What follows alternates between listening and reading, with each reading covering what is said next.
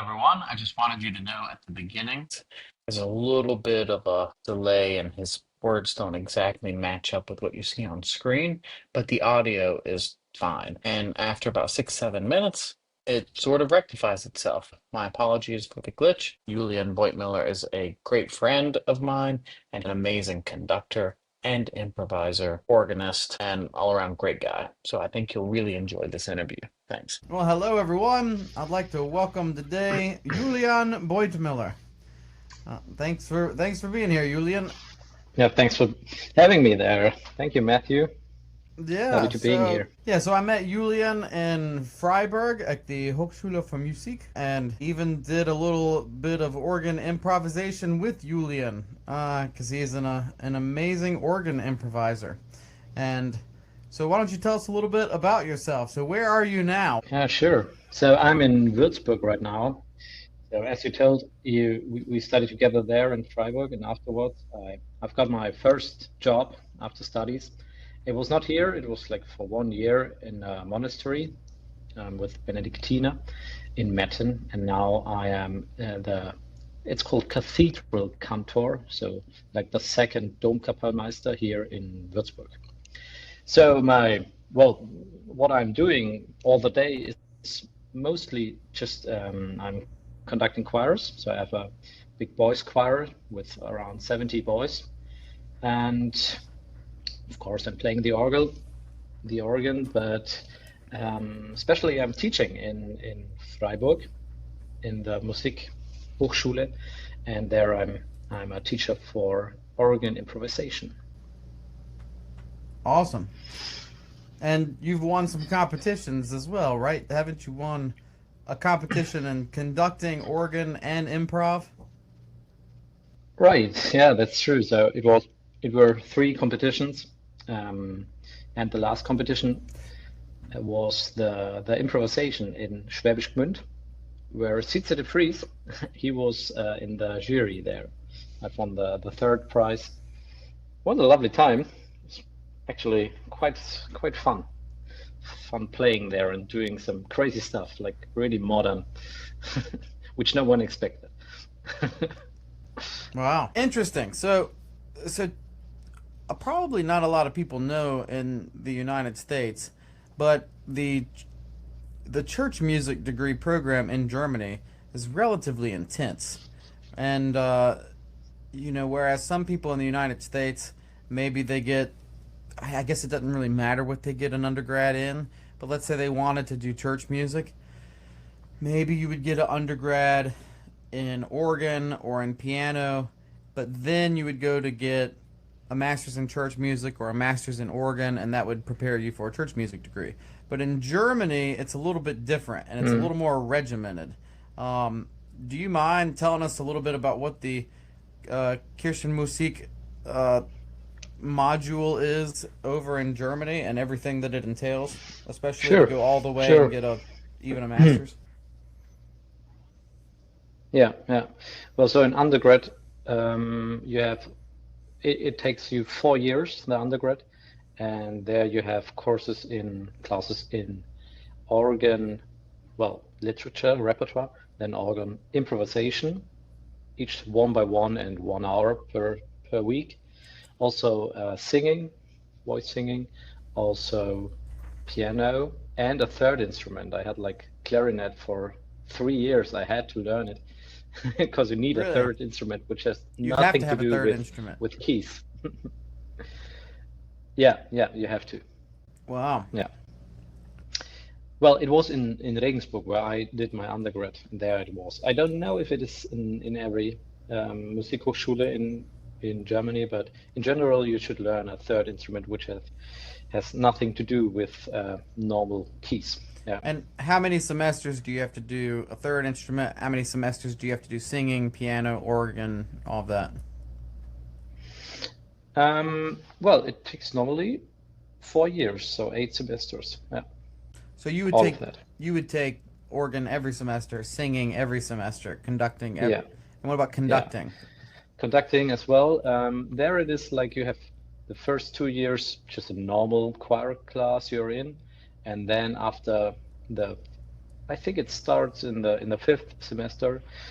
There you get one-by-one lessons in conducting and orchestral conducting as well, normally at the sixth or seventh semester. It depends which Musikhochschule you are. Okay. And what type of academic classes do you have to take? Yeah, so it's basically music theory, the whole studies, and All 8 semesters. all 8 semesters.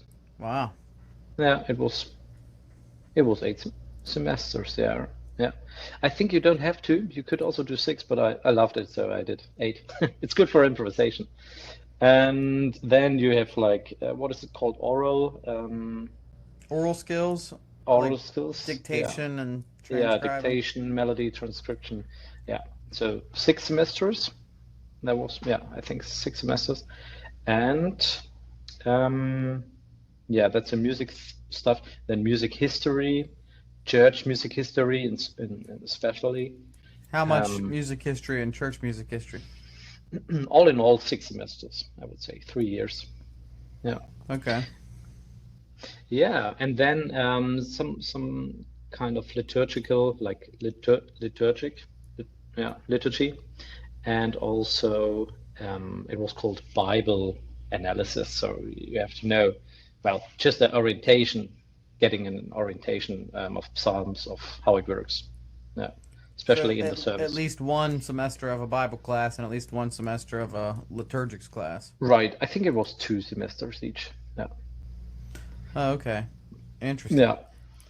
Yeah, And and Gregorian chant singing, of course, the whole semester. So I had Gregorian chant the whole studies in all eight undergrad, semesters. all 8 semesters. Yeah, Wow. singing, analyzing, all Now, that. if you were evangelische, what would you Yeah. have the Gregorian chant or Well, you'd have? they don't have it, so they have more classes in. It's called German liturgy singing. So it's more about the history of the German hymns, about, well, starting with Luther and then going up to now. Okay. And then with the organ improvisation, what's the standards at the end of the degree that you're tested on with organ improv, and how might that differ between different universities? Yeah, it depends also in the degree afterwards. So after 8 semesters, you have to play in Freiburg, for example, you have to play kind of a service. It's not a complete service, but you have to play the special parts on it, or at least, yeah, a lot of it. And you have to show off some special improvisation forms, like you have to play a Baroque, normally a partita or a Pascalia. You should play some romantic stuff. It could be a chorale fantasy it could be in a Rega style, it could be just normal in a free romantic way. It should be modern, so there should be a modern improvisation about maybe a psalm. Yeah, and also just you need to show that you are able to lead a parish, just to lead the singing of a parish, that they are able to sing smooth and gentle, just gently to accompany it. Sure. I think in Freiburg, someone told me you had to do 6 forms of improv at the end, and 3 of them could be prepared. Like they tell you the night before. Like they say, oh, prepare a fugue on this chorale or whatever. That's true. Yeah. And then 3, they would tell you like 5-10 minutes before, and you just have to do it. Yeah. So it depends. Yeah, it depends. In Regensburg, where I've studied my undergrad, I had to do a whole complete service. It was a bit more, and it was a bit more special. So I picked up some pieces I liked, and then I tried to copy the form and copy the way of doing it. So I put the Messiah, the La Nativité, the toccata from the this one, I put Du it, Parmenu? Du Parmenu in a form for a end toccata, the end of service. Then I played some Haydn variations on a hymn in a way of typical Haydn. Joseph Haydn would have done it maybe. And I put the last Mendelssohn sonata, the D minor, isn't it? With I think so. with with the variations. There were like three variations, and I copied this for a form with a romantic way. So in general, you have to learn like playing a bunch of repertoire and then try to get the best out of it. Like you're a biologist and put the flower and just the little extract from a poison, or I don't know.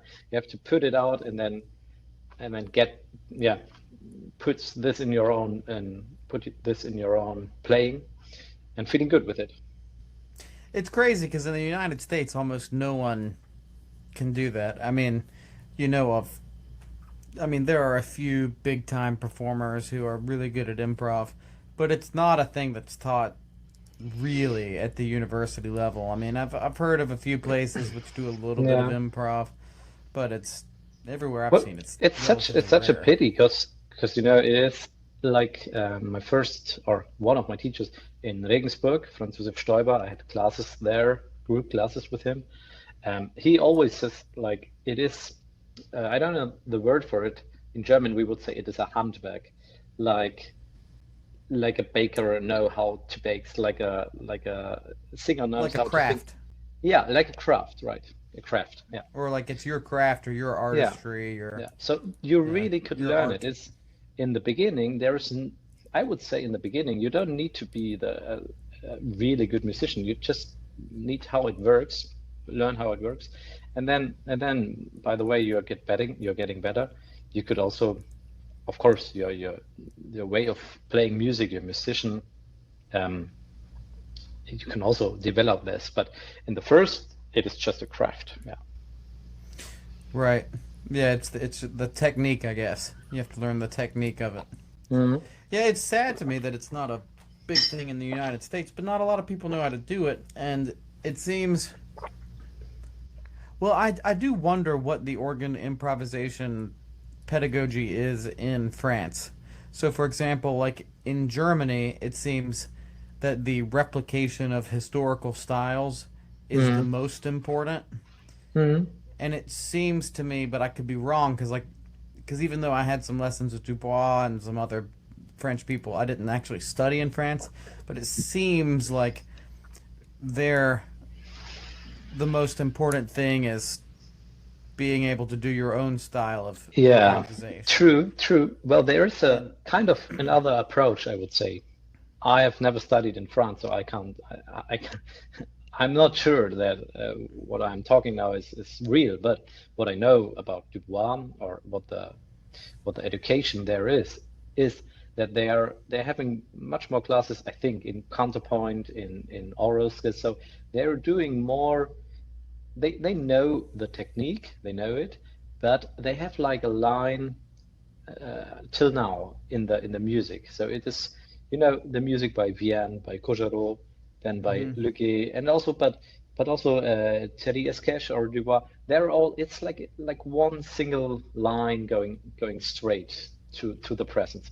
And in Germany we don't have that because after the war there was like a cut, and with that cut uh, we don't have our own style in Germany. We are more learning the old school stuff of like doing copy it and like doing Baroque stuff.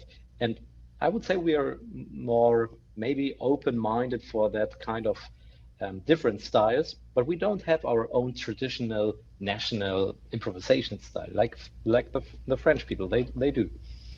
Yeah, because it seems like for sure in Germany, I mean, in Germany, you could do like a fugue in the style of Buxtehude. You could do a fugue in the style of Bach. You could Mm. do like Karg Ehlert. You could, all kinds of different technical styles. And I've never really heard that exact type of replication from like the high level French players.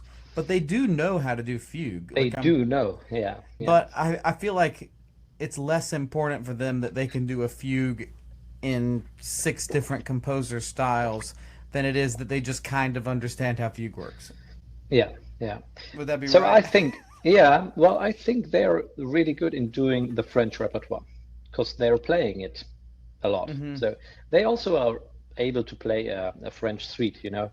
This is they're all able to. I've heard it, but I'm not sure if they could really do a right Norddeutsch Baroque Buxtehude Fantasia. I don't know Mm-hmm. if Okay. this would be working. Yeah, and you told me with lessons with Dubois, you would just work on the Franck style, and he would say, "Oh, when Yeah, he does goes yeah, from this chord to this chord, he does this." And yeah, right. yeah, Well, he's just an incredible player, so he has this all in his mind, and he can he just he's able to repeat everything just by heart, and yeah, I don't I'm not able to do that. did you listen to the inauguration of the organ Yeah, at Notre Dame? yeah, What did you think? yeah. Well, I have to say I didn't listen the whole service. It was quite long, but the organ inauguration, yeah, I did listen to it. Well, I think to be honest, they need a little bit to show off how the organ works. So they all played tutti, they all played, but it was amazing the chords and the It harmony. was amazing, but it was a lot of the here's the super dissonant, super modern Yeah, French yeah, style, and no, you know, having met some of them, knowing that, I'm like, I get it. Like I get it from their perspective, but to like an American that doesn't listen to organ music, yeah, yeah. it's like, this has got to be the weirdest thing to most people checking this out. Yes, indeed. And yeah, I kind of wish that it was they sprinkled that in a little more and had a little bit more romantic improvisation and Yeah, yeah. Well, and also they have so many colors and stops in the organ you can show off. So there are amazing flutes that you can show just yeah, more perspectives of the organ. yeah, but it was great. I enjoyed it. Definitely, I, definitely. who am I to say anything bad about what Yeah, they're well, who playing? am I? Same. Yeah, but I also want people to love the organ, and so Yeah, if you only get out there and yeah. play the crazy stuff, people are don't know what to do with it, Yeah, yeah, and it's it's hard to getting different. access. Yeah, I mean, it's different in Europe than it is in the United States. I mean, I go to an organ concert, and you got like 50 people show up, and those 50 people really enjoy it. But then again, in Freiburg, they had that Thursday night organ recital series where he'd bring in a big organist for yeah, every Thursday night for 6 months out of the year. And yeah, you'd have 400, 500 people show up to listen to it.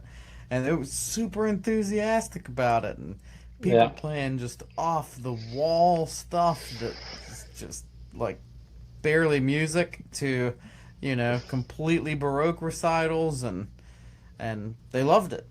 yeah. So we don't really have the same cultural heritage in the United States. But I thought like I see it on well when Dubois he's playing a lot in the US, and I'm wondering if the audience I think they're all cheering and it's quite full I think in his concerts, isn't it? Or is it just Well, like he's kind of a pop star there? I mean, I've seen him in concert at, you know, a couple times, and it's not always necessarily full. I mean, like I've Mhm. seen Latry in the United States, and it was like a quarter full. And I've seen Dubois, and it was like half full. But I'm sure they also do places where everybody shows up and it's packed. You Mhm. know, it's just hard to get people to come out for an organ recital. Mhm. Well, still, it You is. know, Yeah. and especially in the United States, it's just it doesn't carry the same weight as perhaps it does in Germany or France. And Yeah. so and that's not to cast shade upon Latry or Dubois. I mean, obviously, like they're the best in the world. But so I think sometimes they have packed concerts, but I wouldn't say even it being Dubois or Latry that it would be a packed concert. It might be, and often a lot of the times that they'll be brought in for something like an organ dedication. So new church building, some millionaire gives Mm. $5 million so that they can have a new organ or whatever, maybe 2 million. And then they say, we're going to have an organ dedication recital. This is going to be amazing. And so there's a lot of enthusiasm from the people Yeah, to see this instrument that they just spent millions of dollars on. yeah, And so yeah. they're like, we have to bring the best person that we can possibly get, which almost always means, either Daniel Roth or Latry or Dubois or, you know, Yeah. one of the French guys, probably 70-80% of the time, you know. Yeah, yeah, sure. And so it's not like Yeah, if you're really good but you're not world famous, you're going to get a lot of organ dedication recitals, you sure. know. Well, yeah, yeah, that's true. This is definitely casting shade upon American organists. I don't know what it is, but it seems like just the general level of organist in Germany and France is way significantly higher than the Mm, general level of organist in the United States. I mean, it is surprising the number of like people who have degrees in music, like mm. master's degrees in organ, they can't play a hymn. Well, that's a shame. Like they can't play a hymn without messing Without the notes. score. Yeah, no. But even messing the notes is one thing. Like they can't play a hymn and breathe properly. Like Mm. it doesn't lead. Sometimes people with doctorates in organ, I've heard like try to lead a congregation and people can't sing to it. Mm. It's like, what is this? This is Yeah, but very this is quite. I think this is really that's the thing of the breathing. I had it in the last weeks because some people. Well, it's difficult to teach that, like. But yeah, well, what is weird about is that when the people are conducting and standing in front of an orchestra or of a choir, they're doing it. They do like need the breathe. But then if they are playing, they play they, they play through the hymn and they don't need any pause there. So yeah, you need a big pause. I will say it is awkward if you have, 11 seconds of reverb to well, yeah, know exactly how much to pause. yeah, yeah. Is there a general rule for like hymn Well, playing? like if you have big spaces with these kind of echoes, normally you have like the organ sound from a special position where you lead the parish that it doesn't change, So like Freiburg and Münster, they put for the hymns, they put the organs together, and then there is yeah, you can lead, Mm-hmm. and it doesn't make that. I would say, yeah, after some seconds, it doesn't make a difference.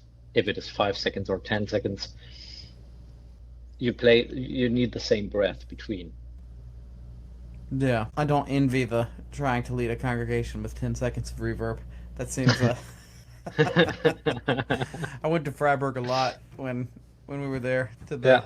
to the dome there, and it was always like this is a lot of sound, a Mm.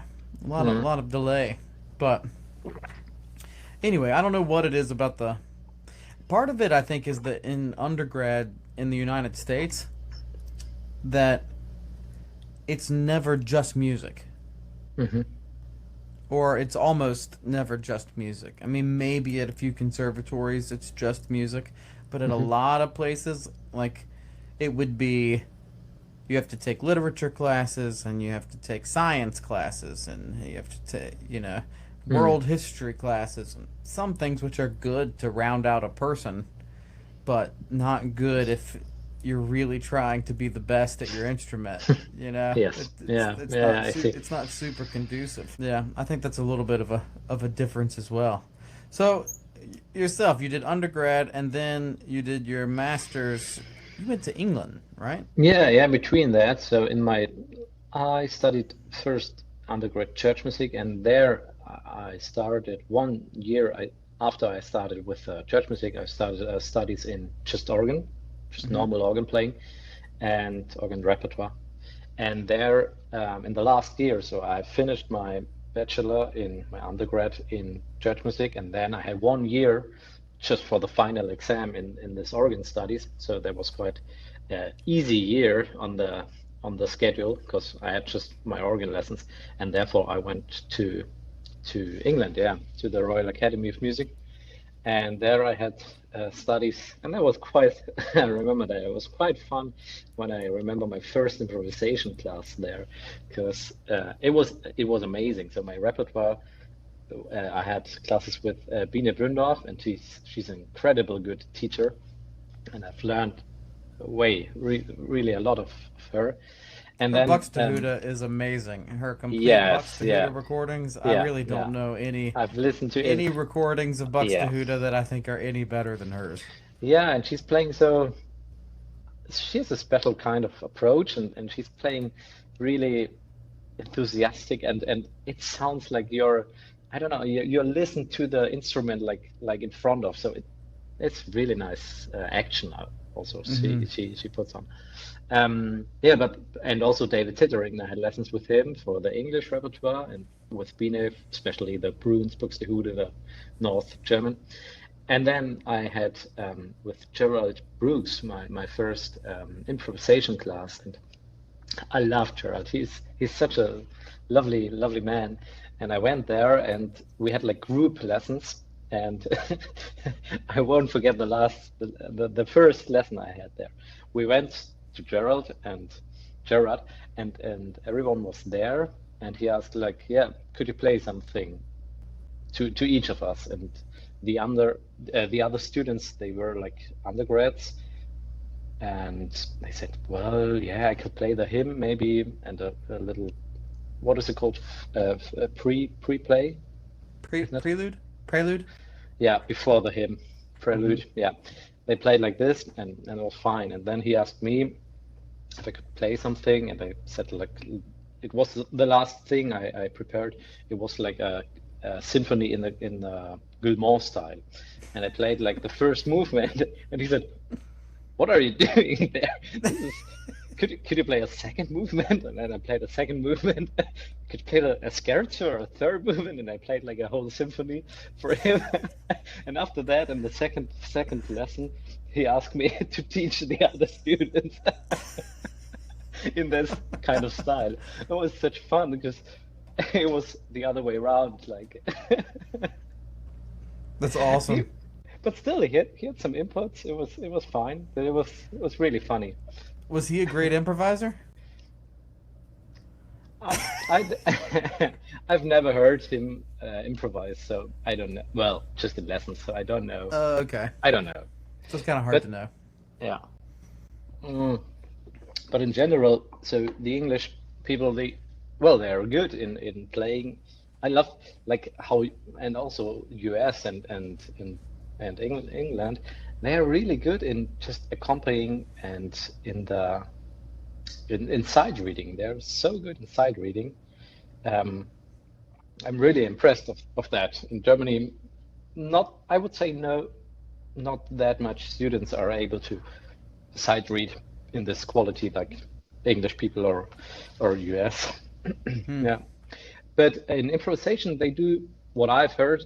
The most thing they have to do is the prelude before the service, and yeah, well, maybe after a choir piece if it is too short, little meditation, but that's it.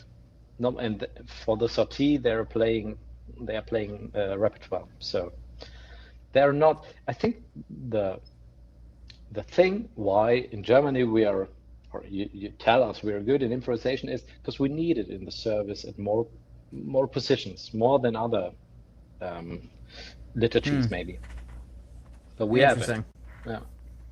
Yeah, and one thing that the English, you were talking about choral accompanying, one thing that I didn't really learn in my master's in Germany, but I had a couple lessons on when I got back to the United Yeah. States.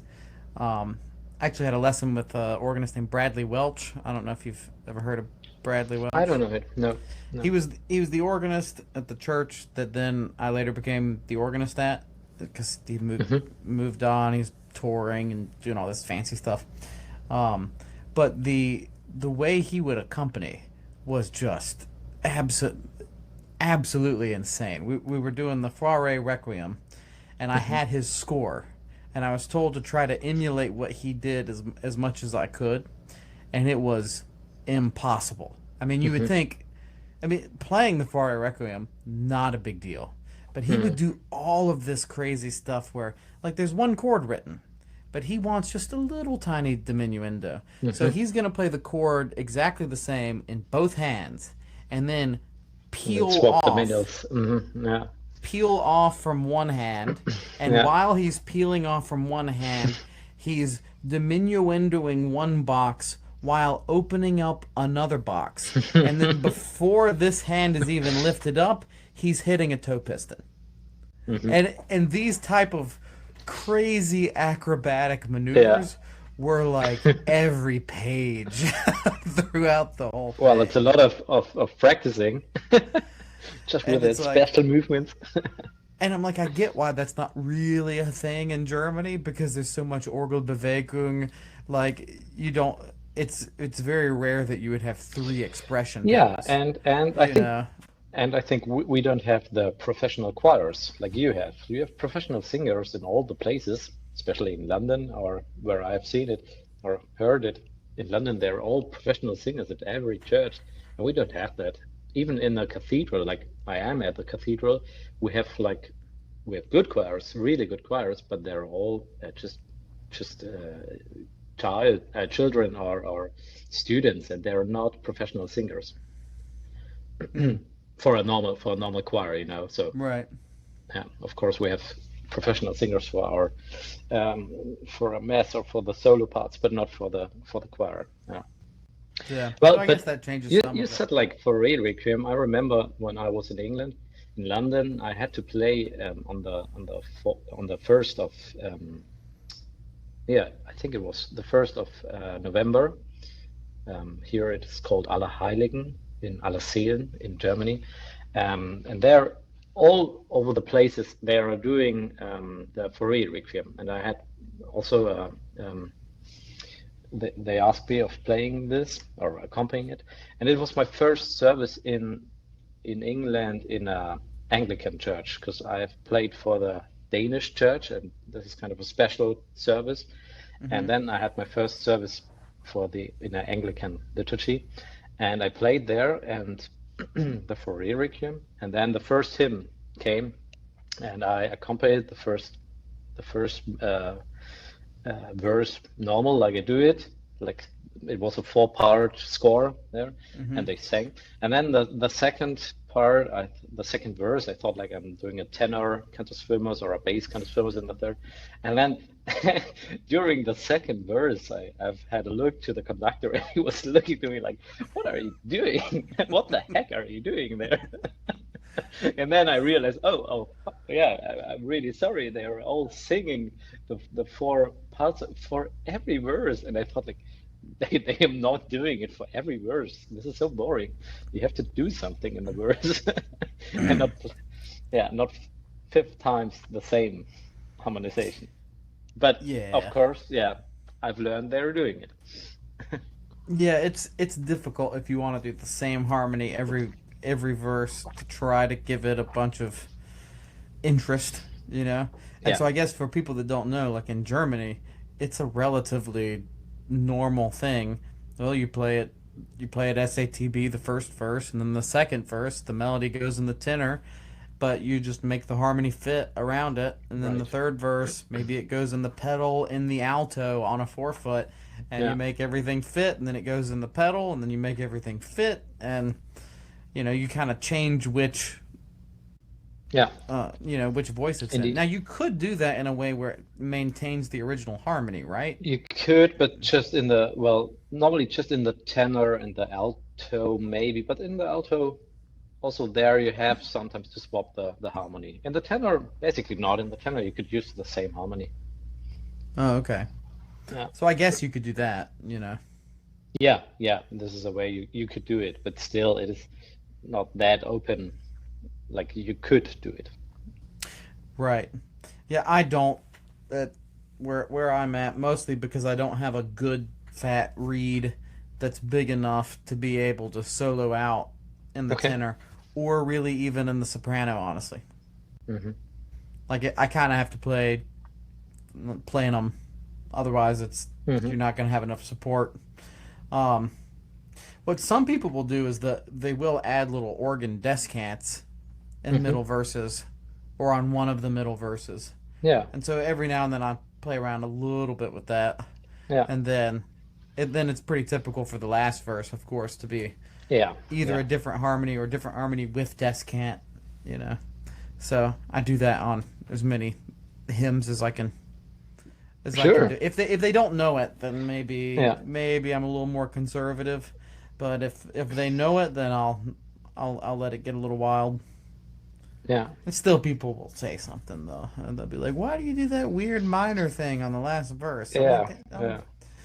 "Don't you get bored of the same harmony 5 times in a row?" I I thought so, yeah. Yeah, I but would this think is so. just typical German. You change it each verse. I think so. And so tell me about the choir too. So I am curious. Did you say 70 boys? Yeah, 70 boys. Wow. Well, And in the whole choir, so there are around 50, not 50, 40 boys in the soprano and the altos, and then like 30 boys in the tenor and basses after the mutation. mm-hmm. Wow. Yeah, it's And amazing. It's really amazing. I love this English traditional traditional, um, especially with the boys choirs, and but we have it also in the cathedrals here in Germany. I don't say we are on the on the same level like English choirs. They're just the best, but we're on our way to it, and makes a lot of fun. Yeah. well, you'll probably surpass them before long, because it's unfortunately now in England. I mean, I've heard really high level choir directors from Hmm. Cathedral say we're losing the tradition. Yeah. Yeah. And it's because, unfortunately, it's because of this. Oh, it can't just be boys. That's Yeah. It's toxic or some nonsense like that. yeah. It's got to be Yeah. boys and girls. And it's like, hey, I have no problem with the boys and girls choir, but I do have a problem with throwing away centuries of a traditional Yes. Same. art form that you've developed that's absolutely amazing. And even I think it's St. Thomas Fifth Avenue in New York is Hmm. like the most preeminent, most predominant boys choir in the United States. Yeah. They're changing it next year. Really? But Yeah, I don't boys get and it because girls choir. you know, we have also here our boys choir, but we have a big just girls choir, and that this is fine.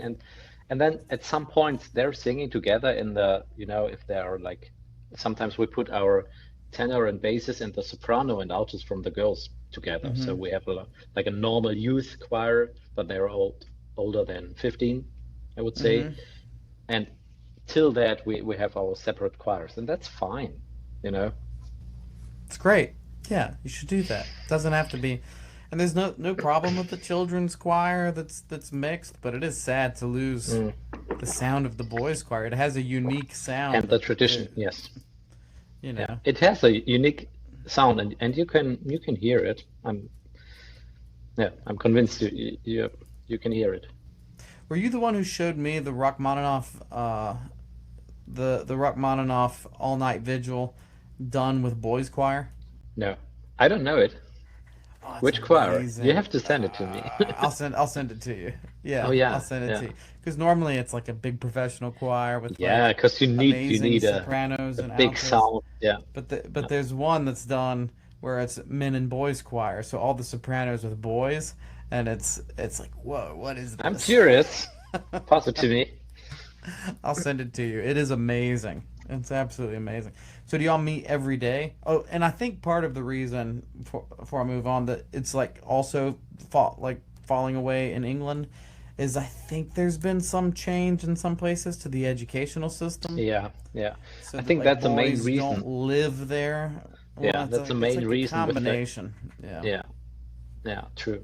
And that's also the reason why they are how they are, because we don't have a school system. We have a school, like some of our boys are at the school, and we have like 2 hours in the normal school schedule there per week. But normally they're free, it's like a sports hobby. Yeah, So how activity. often do you meet? Is it just once a week No, no, with the no. boys? If you are singing in the soprano, you have like 2 rehearsals per week, and then like I would say once per month, a service or a concert. Depends. So most boys meet twice a week for rehearsal, and then All of them, one. yeah, yeah. They meet twice per week, but one rehearsal is just the sopranos. It's just the solo, um, not solo, just the what is it called? Yeah, just sopranos, just altos, just tenors, and then one tutti rehearsal. Oh, sectional. Sectional. That's the word. Okay, interesting. Yeah, and then of course they have like singing lessons one by Is one. this through the school? Yeah, well, through the cathedral. Yeah, this is through the church, and this is one of the big benefits I have to say for the church here. It is all it does it has no costs for them, so it's all for free going to our choirs, having one by one singing lessons, and most of our concerts and especially the journeys and the tours, they don't have to pay that much. So it's a real benefit for the boys, for the girls, for the whole region. Everyone who loves to sing could have a really good education in singing. Yeah. Wow. And the voice lessons, are those individual? Hmm. Yeah. Really? And those So are we have, provided for free? yeah, those are provided for free. Well, the church is paying it. We have 8 singing teachers, 8 professional singers, and they're teaching the boys and girls, and the church is paying. No, Wow. yeah. So how much does each student get a week? Individual voice 20 lesson? minutes. 20 minutes. Okay, so not a super long time. Not a super long time, but they are starting when they are 8, 9 years old. So from beginning there, they get 20 minutes per week till they are singing in our choirs. Okay. Yeah, Wow. Yeah, that's a little different. it is. It is. Yeah. And so how much vocal production stuff and vocal technique do you do as the director of the choir, or is it mostly focused on the repertoire? Um, what do you exactly mean with vocal technique? Well, I don't just mean warm ups because anybody can do warm ups just to warm Yeah, up the voice and not really know what they're doing or talking yeah, about. yeah, Um, but like more specifically, working on vocal timbre and working on like diaphragmatic breath support and working on lowering the larynx as you go high yeah, and yeah, raising the soft palate and yeah. exercises to do all of those things and manipulation of vowels, is Right. big. So I do that, but during the rehearsal, I don't have a special rehearsal just for that. I'm doing it with the piece. So if they're learning a new piece, I'm doing a lot of this during the learning of the repertoire. Yeah. Okay. But still, of course, I'm not a professional singer, but I think I have a clear mind of how it works or how it should work, and I could give the pictures, like you said, the pictures how they could lower the lyrics and all that stuff. Yeah. So I'm doing it with the piece, but of course, in the one by one lessons, they're getting more an image of how it works really, and of course, the singing teacher could tell this more on the individual. How nitpicky can you get with tuning and stuff like that? You mean with intonation? Mm-hmm. If I'm picky? No, I mean, how picky can you get? Like how like you have that many. How precise can let me give you an example. So Yeah, for example, and my choir isn't quite good enough to do this, but if I had a professional choir, I would do a little bit more of this. But it's like yeah, if you're really tuning in just intonation, like if you listen to a barbershop quartet, the third needs to be flat. mhm, The third needs to be about 13 cent flat in order for it to be a perfect interval and just intonation. yeah, You know, the fifth needs to be 2 cent sharp, but that's like 2 cent is so little that no one really knows. yeah, But it you really tell like on a seventh, for example, like a seventh in just intonation is something crazy, yeah. I know what you like mean. like So the fine 28 tuning. cent Yeah, 28 cent flat, and yeah, so I'm just happy if my choir is singing a third relatively in tune. I'm not gonna get to the point where I'm like, lower it just a little bit, yeah, yeah. but So I would I have imagine to if you have a say, lot of rehearsal, yeah, you could get really nitpicky on certain intervals and stuff. yeah. Well, I would say with my man's choir. So just when they are like, we do a lot of stuff which with just the tenor and the basses. There, I could really do it because they're good in listening and they know how it works. But the boys, especially the younger ones, they're just too young to in my choir. They're too young to get some feeling of that. But I'm still saying it. I'm still trying to do it, and they can sing a third, but they Hmm. can't sing it like 30, 13 cent lower. That is not. Yeah, they're not good in this. But I think a way of approach to the music for them is just the begin of listening. I have the youngest boys in my choir before the concert choir, we call it. The concert choir starts with when they're 10 years old, around that. And the youngest boys, they're in my choir 8 years old, in the third and fourth class. This is the third and fourth class, and this is a whole choir with boys, just the the third and the fourth class, 8 and 9 years old, and this is the age they have to learn. Some of them they can't sing the same tone you're doing. This is the age they're The match learning it. pitch. Yeah, the match pitch. So this is Really? the So age some with of them don't even match pitch until they're 8 or 9.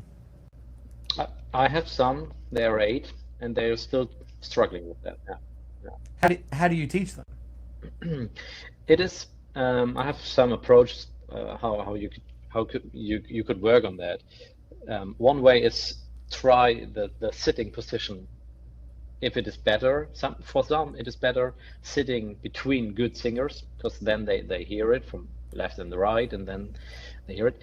For some people it is really disturbing, because then they hear other voices and they want to hear their own voice, so they're better if they're sitting on the edge and then Mm. hearing their own voice and then getting a feeling of, oh yes, this doesn't sound right. um, Sometimes I have to do, like, putting your ear in and then you hear your own voice. You know what I mean? Putting Maybe. your putting you this one in your ear, and then you Closing hear one of your ears? closing one of your ears, then you Yeah, I hear think your when own I was a voice. kid, I had to do that. Like I had to put my finger in one ear so that I could hear Yeah. myself. It's just, I'm not saying this is the right approach. It's just a bunch of stuff I'm trying, and after some time, normally it gets to a point when they're able to sing in a proper way and match the pitch. Also, just putting your hands in front of your ears and hearing the back sound of the room, because then they're not hearing their own voice and hearing more of the surrounding sound. Or the other way around, putting your hands behind your ears and focusing on the tone they're hearing. So it's around this. And some of the boys, they have like trouble with the what is it called? The head voice. You Mm-hmm. know what I mean? Not the chest, Not the chest chest voice. voice, yeah. Yeah, just the head voice. And they need an approach just with a really soft voicing for the pitch. Yeah. And Yeah, but normally then after that they got it. So, and if they are in the choir, in the when they're 8 or 9 years old, they're just singing one, or in the end we're singing in two voices, like sopranos and altos, so they get an image of how it works later on. And then when they're in the concert choir with a SATB, they they just need to learn, oh yeah, there are basses and they're singing the same note like me, and I have to sing on the perfect pitch on that. So this is just the first step they need to learn. And of course, and because of that, I can't in the beginning I can't say like the third needs to be lower, because they just need to listen to the others. Yeah, of course. Yeah, I Uh, just didn't know um, how advanced they got, how quickly. and but that's a thing. That's a thing. When I came here in the past with Corona, we had like struggle with the choir here, and also with the rehearsings and all that stuff. And And they life and and life and all. and And liberty and speech and and everything. fair enough. But still, that there was a point, and they didn't sing that much of a cappella. And like last weekend, we had a concert mostly just a cappella songs, and now they're on the Wow. way to listen, and we can do a cappella stuff right now again. And this is just where I want to get. And we did big motives like the Mendelssohn Jauchzet dem Herrn, Hmm. so eight voices in the middle Wow. part, and they're doing quite good. Of course, there are little things you could always work on, but still they can sing it, and they can hold the pitch through the piece. And I mean, there are some of them, they're 10, 11 years old, and they're singing the alto one in this middle part, and have two voices up and four voices down. So That's it's great. not that easy. Yeah. So they No, have that's my awesome. respect. Now, what about when the boys' voices change? Because I've seen it sometimes where there's like a year they just can't produce a note, Yeah, or they got like three notes they can sing. And yeah. maybe it hits at like 11, maybe it's 13, 14. You Right. know, when the boys' voices change, what do you do? Do they just have to take a temporary hiatus from the choir, or? Yeah. It depends. It really depends. I have some boys, they do need a rest and a break from the choir, so they're having a good time outside of the choir for sometimes 1 month, sometimes half of a year, sometimes a year or longer. You can't say it. You definitely can't say it, and there's no way you can see it before. At least I don't know, and no one I know knows a way that you can see that this boy will gonna have a quite smooth mutation now. Because I have some soloists, they're really good, and then they're going to mutation and they can't sing any tone. And then you have some boys, they couldn't sing that loud or sing just normal. And then they're going to the is it called mutation in English? I'm trying to think what the proper term is. Yeah. Um, So in Germany, we would when say their voice drops. Yeah. when the voice drops. Okay. We say also Mutation, Mutation, mutation. change. Yeah. So and some of the boys, they're going smooth to the man voice. So they're singing in the normally alto then in the end, and singing at some point you hear like it sounds really like a falsetto what they're using, and you see like they're really growing and growing and growing, and they have like this man body below, and the voice is always stronger then. And in the one-to-one singing lessons, they always try the man voice and singing in Mm-hmm. bass, but still in the choir they're singing altos. So I'll have some boys there in the alto, and they could sing also bass like. But Wow. then, and this is fine, because then there is a point, they just swap in one rehearsal, and you say, okay, right now you should go in the bass, and then this is the swap, and they don't have a break. No, Then they're done. and they're done. So some boys have that quite smooth voice drop, and some boys they're really a cut and then need a break and then starting again. Fascinating. Yeah, It is. It is. we don't have big boys choirs around, so I wish we did. I wish there was like a big diocesan boys choir. Yeah. But I have yeah, we have a children's choir. It's not very big. The children's choir across the street at my best friend's church is Mhm. humongous. I mean, they have like 6 different children's choirs. Wow, amazing. So I think they have Hilarious. like 140 kids coming a week or something crazy like that. And I'm grateful for the kids that we have coming. Yeah, But yeah. it is a little difficult to compare when you got like 8 kids coming and they got 140 kids. Yes, 40 yes. kids coming. You get the pressure. You're like, hey, when are we gonna have a children's choir like that? I'm like, dude, I don't like. They've had the biggest children's choir for the last like 4 decades. What, like, Yeah. you know what I mean?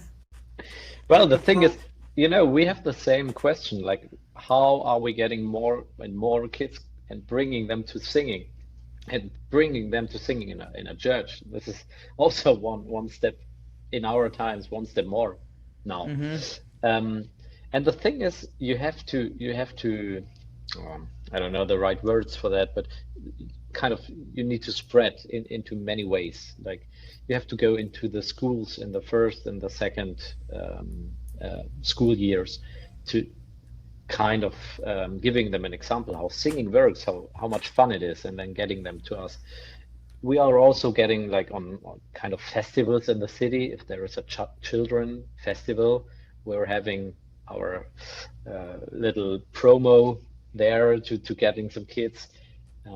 Yeah, so there are many ways to get the children, but you Yeah, really I have to think. fight for each children to for each child Yeah. to get them. Yeah, I think there would be a weird thing about churches going into schools here, where Ah, that would okay. be like frowned upon, unfortunately.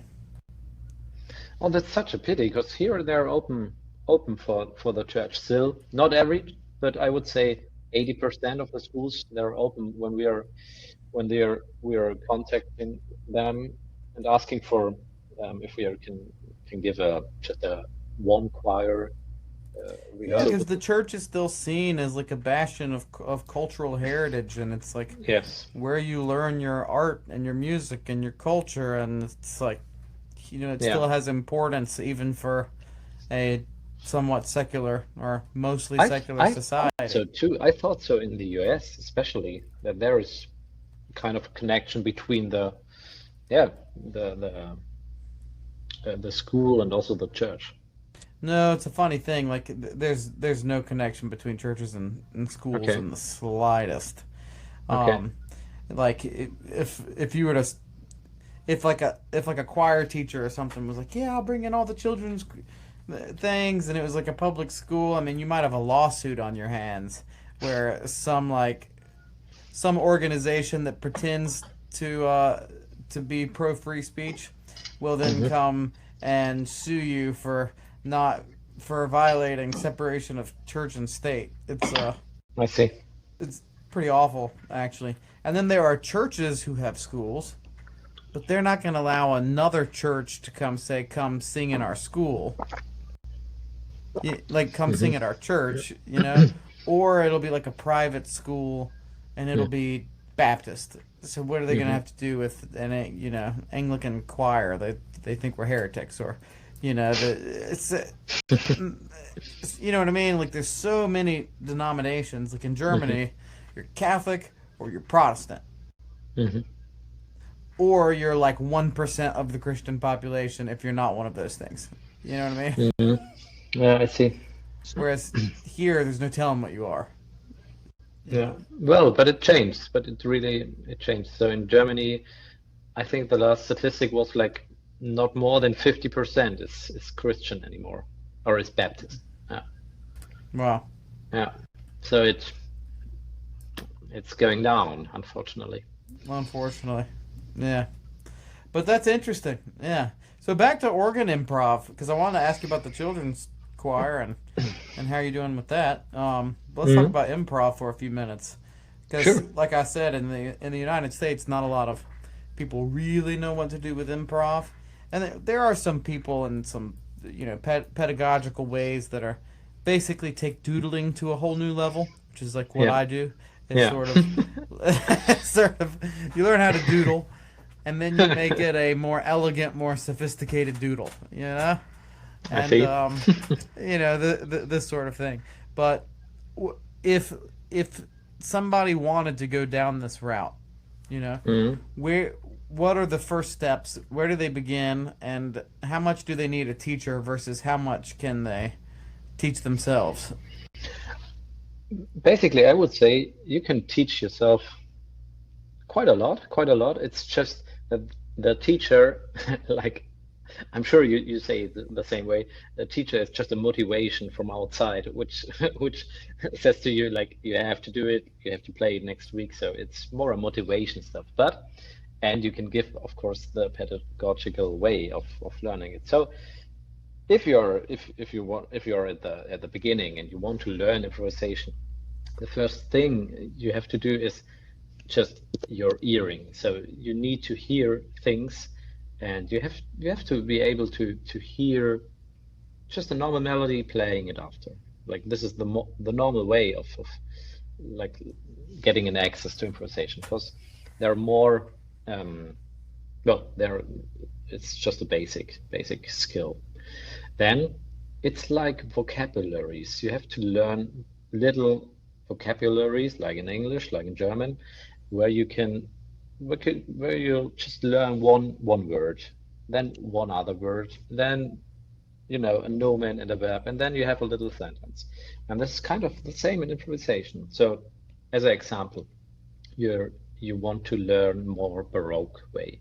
So you're starting with a normal cadence, I don't know the English word, Cadence. cadence. Yeah. So just, C major, F major, G major, C major, and then put this around in a four voicings and see how it works with the voicings. And this is just one little vocabulary. And Meaning so you on. need correct voice leading. Yeah, yeah. I mean, really, like you haven't said this yet, and maybe it's a later step or maybe it's a preliminary step, but I feel like knowing your figured bass, like, Yes. is This is another probably way, like right. a The figure is bass that is, preliminary, or you could do it without it? I think it goes hand in hand, I would say. So you have to know a bit about figuring bass, but this is basically to learn. So like you put a C in a bass treble, and then like playing three notes upper on the right hand, and put this around and around and around, and then you see, oh, there are just three possibilities in the right hand, and therefore you could do it the same in F major, and then you're playing just maybe before the cadence, you're playing just we call it pendle, like from one position to another position and going back, like a clock. Hmm. Um, and then you're playing just C major, F major, C major, and try the the smallest way in the voicings. Try not to making too much jumps and just a small way.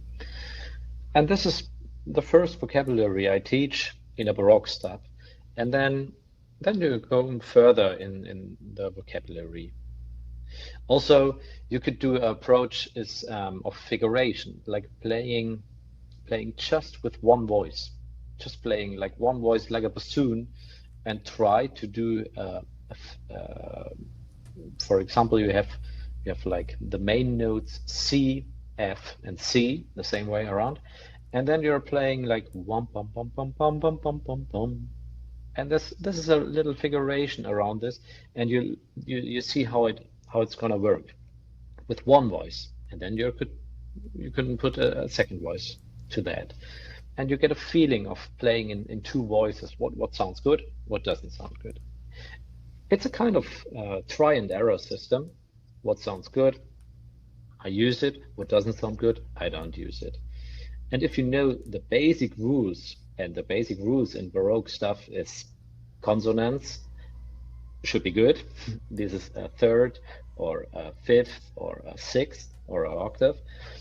And the dissonance should be, if you use it, it should be before the dissonance, it should be a consonance. This is the only rule you have, and the dissonance goes down, and then you can play a bunch of stuff with that. Two rules.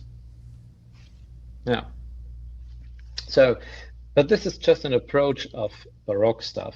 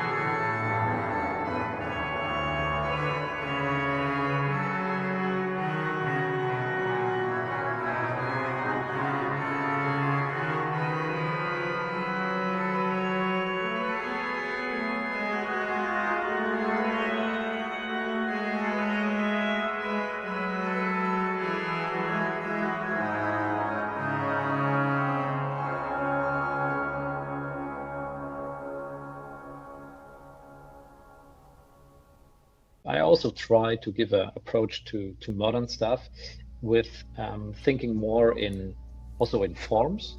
And this could start in a really, really easy ABA form, like playing black keys in the A part, playing white keys in the B part, playing black keys in the A1 part. This is just an approach of getting forms, yeah? Mm-hmm. So, and also thinking in pentatonics. I'm doing, in the beginning, I'm doing a lot of pentatonics, just C pentatonic, E pentatonic, C pentatonic, ABA. Yeah. Also, again, a pendle between two harmonic ways. Yeah.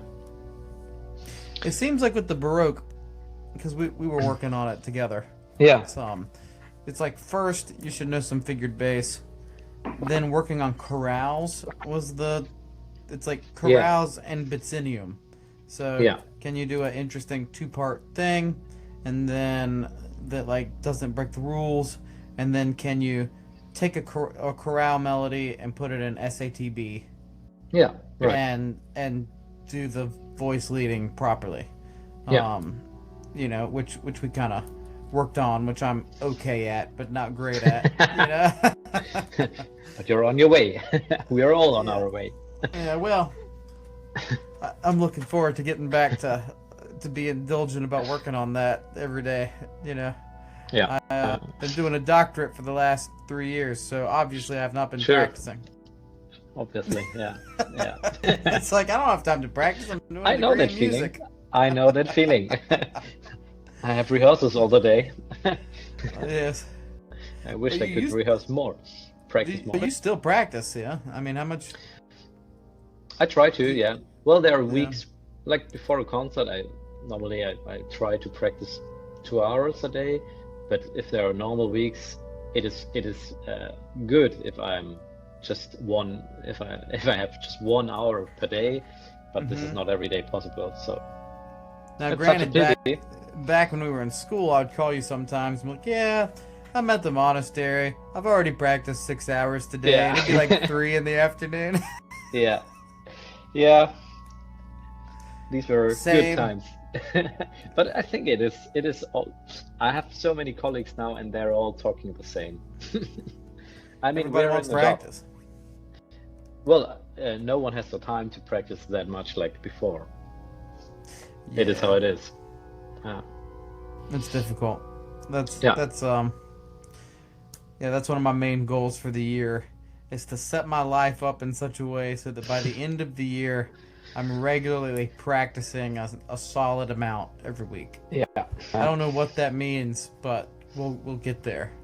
Yeah, it's a good habit. I try to say to me on the 1st of January every year.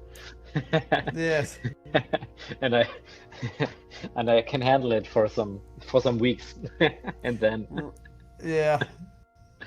No, I right. miss it. It's like my favorite activity is to practice. Yeah, So it's like there's sometimes I just feel depressed or tired, and then practice for a couple hours, and the rest of the day goes great. And it's yeah, like, that's what my soul needed.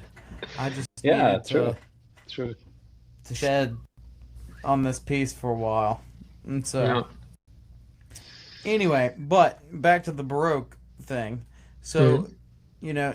if you were to do that, learn a little figured bass, do the chorales, learn a two-part continuum, then what's the next step after that? Is it like a chorale? Not a chorale. Is it like a trio, a Mhm. concerto, and Mhm. then a fugue?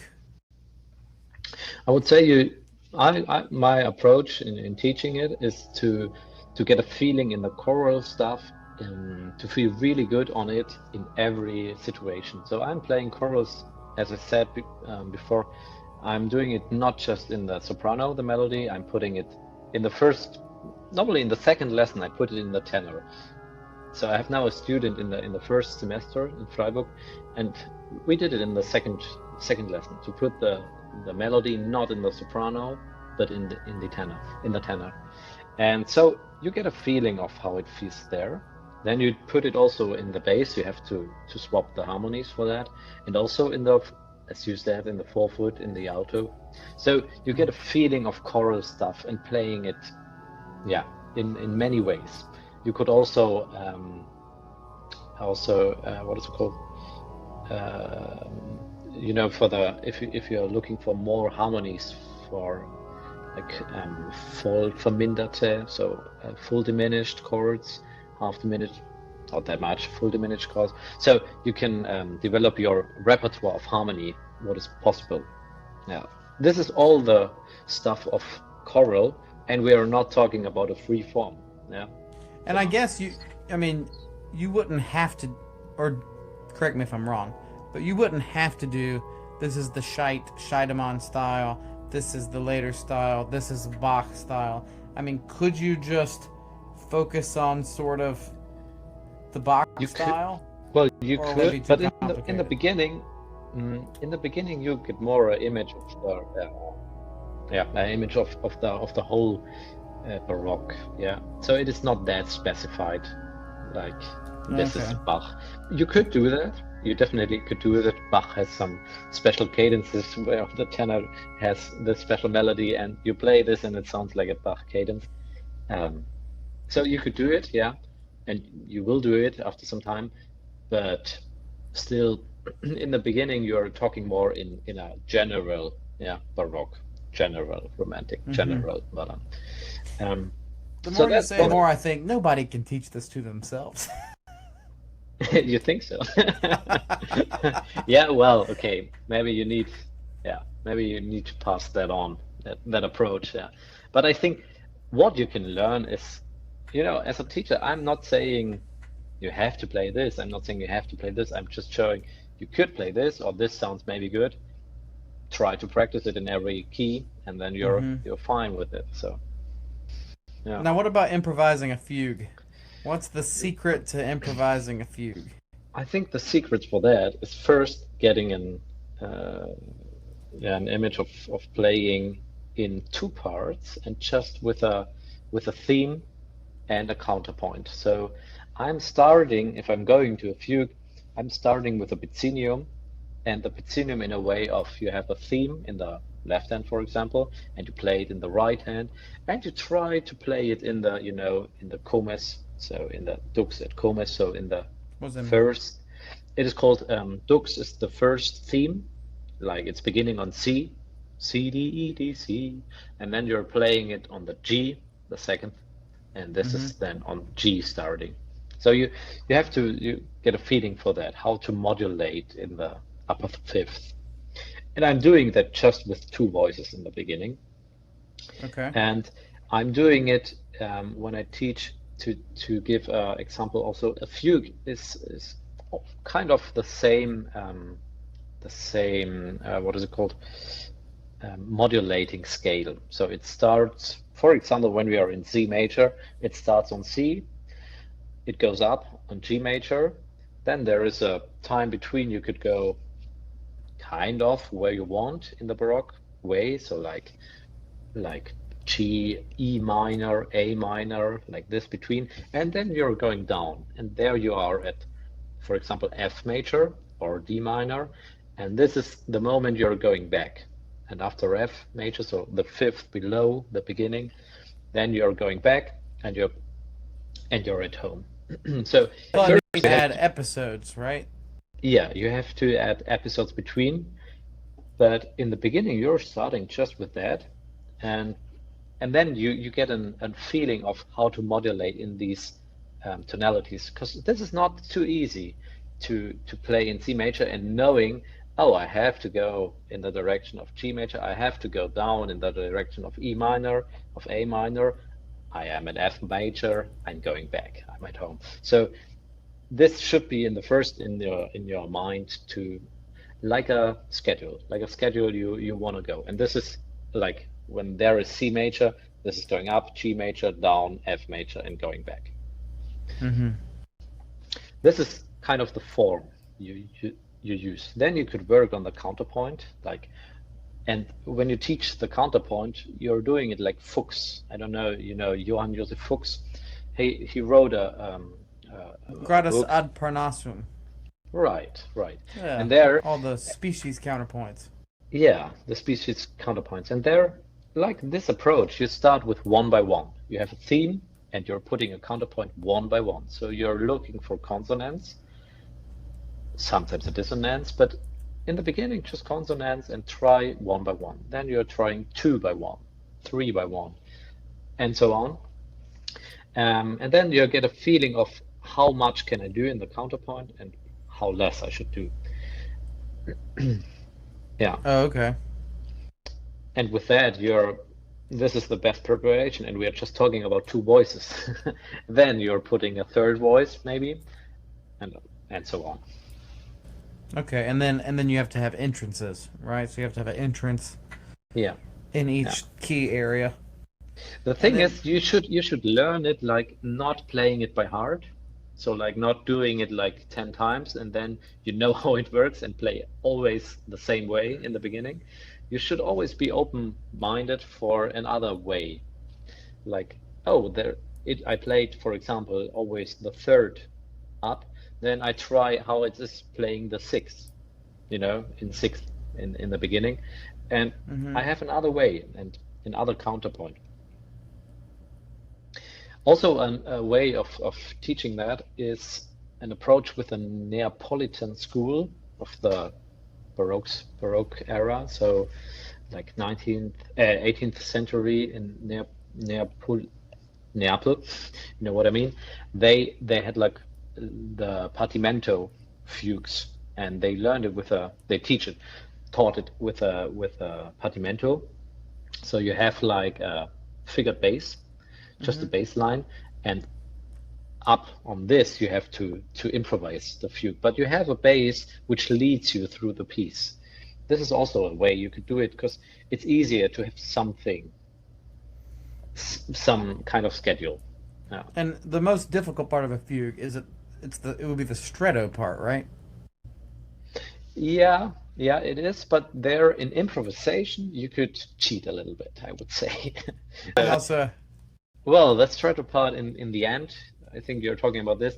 In the end, that's sort of a typical part of a fugue, right? Yeah, it's it like is in the you end. have an entrance and this key, and then go down, go up, go down, connect everything through episodes of sequences, come back to the end, stretto, maybe coda, you're done.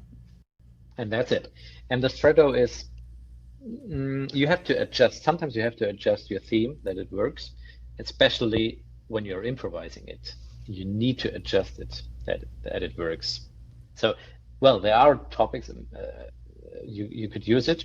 Themes you could use it, but sometimes you have to adjust it, and then you try to play it quite straight. But also, this is a little vocabulary stuff you could teach, or you could learn it just by playing this. So if I'm practicing a fugue, I'm not playing all the time a whole fugue. I'm playing, for example, just the stretto part. I'm playing in the beginning the theme in every key which I'm using, and also the counterpoint in every key which I'm using. That's how you'd practice.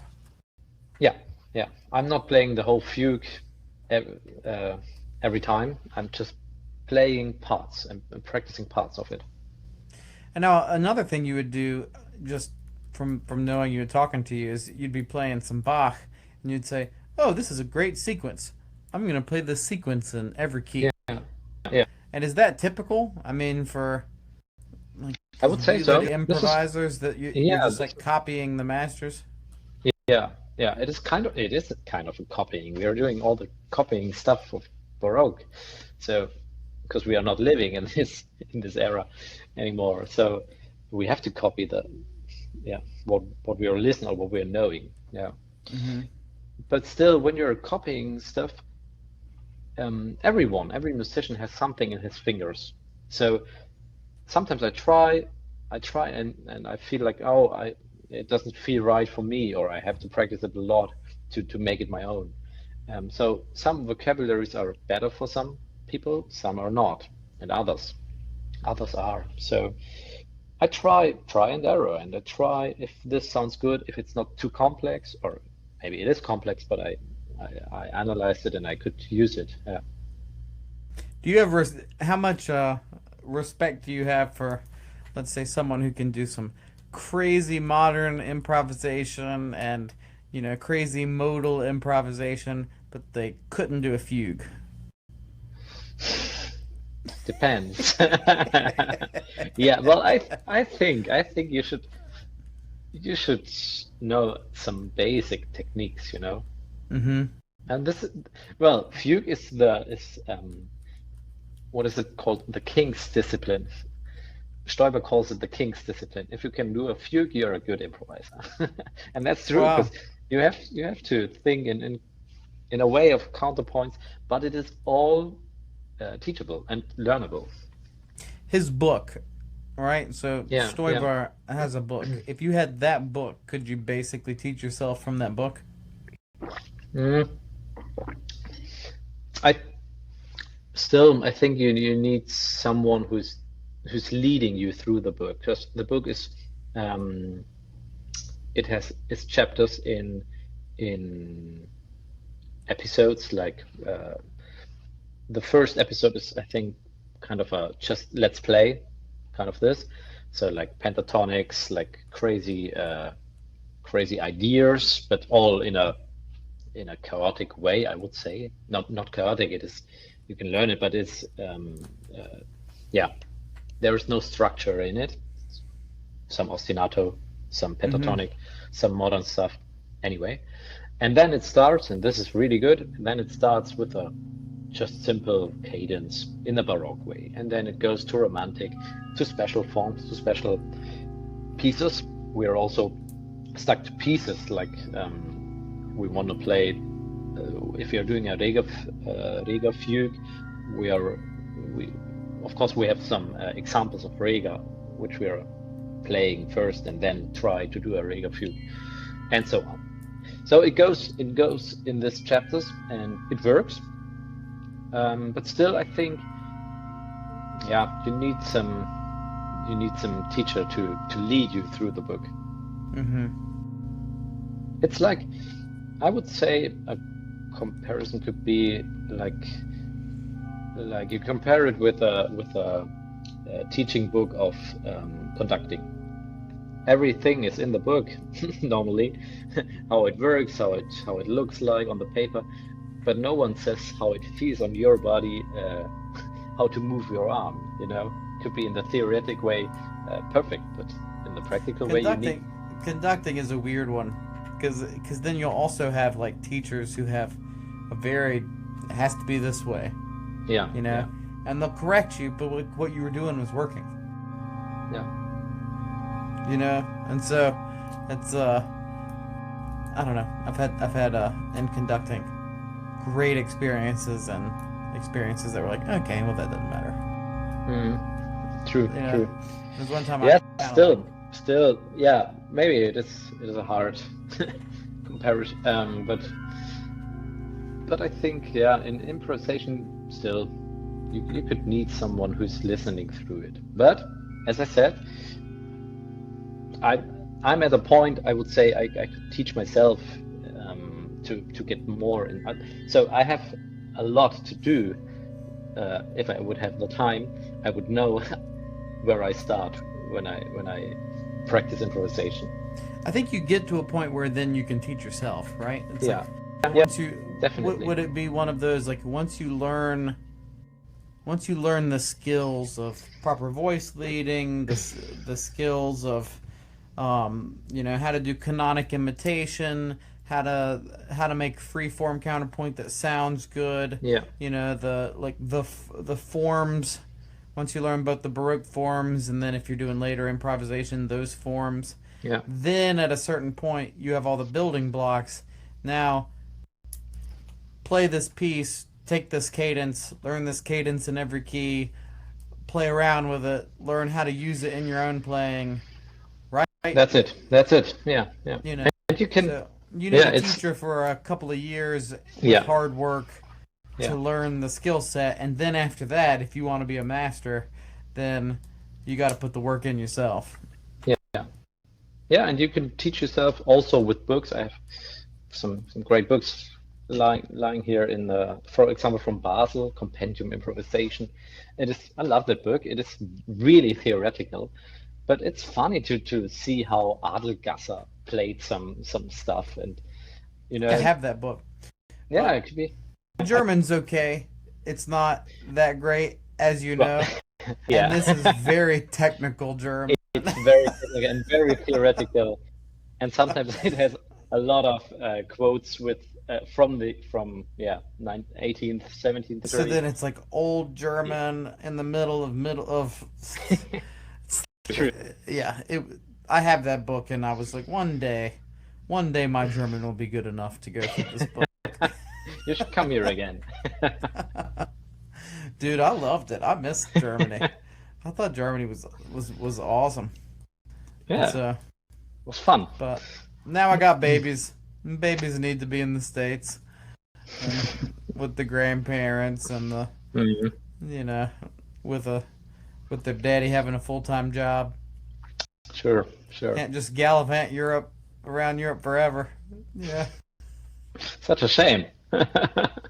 Dude, that's the thing. Another thing people don't realize about like Germany in the United States, you have a master's degree in music, and you can play relatively well. You can find a decent church job, Hmm. but in Germany, it is not that way at all. It's hard. Yeah, we could talk about. Because it seems like there's tons of really good Yeah, organists, yeah, and if you don't have the exact degree, yeah. I mean, here if I was to just play at some random mass, I would expect $150, you know.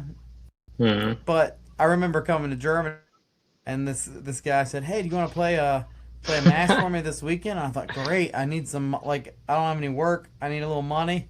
I'm like, "How much does it pay?" And 30. 25 euros. It was 25 Yeah, euros to yeah, play. Like, this is what are you talking about? It's yeah. gonna take me an hour of preparation, an hour to get there, an hour this is like 5 hours of commitment, and I'm gonna get Yeah. 25 euros. Well, you don't have the right church music degree, and I'm like, I've been a professional music director for the Yeah, last six yeah, years, you know. yeah. It was like, and then to That's the get the thing. $25, you have to fill out 5 pages of paperwork, and then it has to go through the diocesan office, and then they have to send it to you, and you might get your money like 6 months later. This is German bureaucratic at its best. At its best. And I was like, dude, I can't make a living in Germany. Sure, This is sure. impossible. But it Yeah, but is there anything else you wanted to mention? was quite fun. Yeah, Wasn't nice talking through all kind of topics. yeah, we could do it again sometime. Yeah, yeah, You know, so that'd be fun. And so yeah. Makes fun. I think people enjoy like a nice casual conversation about, you know what I I mean? don't know how your last conversations have been. My they're generally pretty relaxed, you know. The last one with the Melancholy chant, I did not expect to be so daggum controversial, but it's like people are saying he's in the wrong Melancholy church. He's not in our Melancholy church. He's in the Church of Satan. And I'm like, dude, no one knows what the Melancholy church is to begin with, man. Like, what do you mean what do you mean he's in the Church of Satan? You have the same theology and the same rights. What is wrong with you? Yeah. Like, don't be silly. Stop being silly. So, anyway, yeah, I got a little. But Then we had no controversial topics, I'm sure. controversy will happen. It is what it is, you Yeah. know. So, but yeah, thanks for coming on and Thank you, yeah, Matthew.